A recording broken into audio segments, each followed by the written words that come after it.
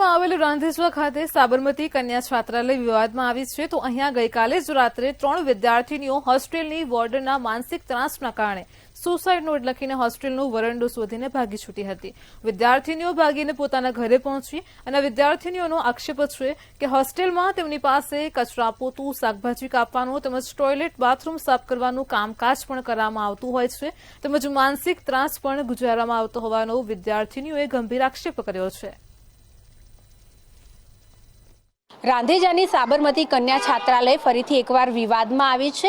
આ છાત્રાલયની 3 વિદ્યાર્થીઓ મોડી રાત્રે સુસાઇડ નોટ લખીને ભાગી જતા વિવાદનો મતપૂડો છેડાયો છે। ખાસ જો વાત કરવામાં આવે તો આ 3 વિદ્યાર્થીઓનો આક્ષેપ છે કે તેઓના ઉપર માનસિક ત્રાસ ગુજારવામાં આવતો। આ જે હોસ્ટેલ છે તે હોસ્ટેલની વોર્ડન દ્વારા તેમના ઉપર માનસિક ત્રાસ કરવામાં આવતો, તેમને જબરજસ્તી કામ કરાવવામાં આવતું।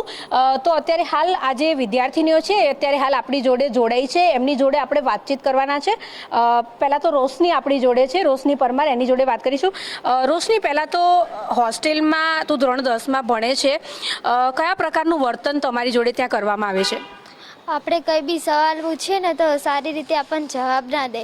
સાયના દીદી અમે ખબર નથી અને અમને તેને જ ખબર હતી અને કોકે જઈને કહ્યું કે આવું કરવાના છે તો સાયના દીદીએ એવું લખાવડાયું કહે ને આનું કોઈ પણ અમને થશે, આત્મહત્યા કરશે તો અમે જવાબદાર નહીં રહીએ, એની સહી કરો।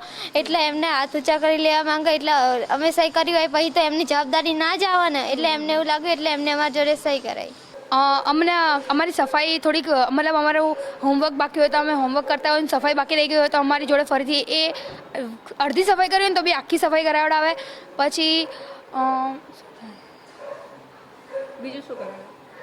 કામમાં શું કરાવે? ટોયલેટ બ્લોક ધવડાવે। પછી બારે મતલબ અમારું મતલબ આગળ છે ને ખેતી મતલબ ઘાસ જેવું મતલબ કે જંગલ જેવું છે તો બી યા બી અંદર લઈ જઈને અમને ઘાસ ઉખાવડાવે, કચરા પોતા કરાવડાવે। મારી ઉપર રાત્રે 12 વાગે ફોન આવેલો।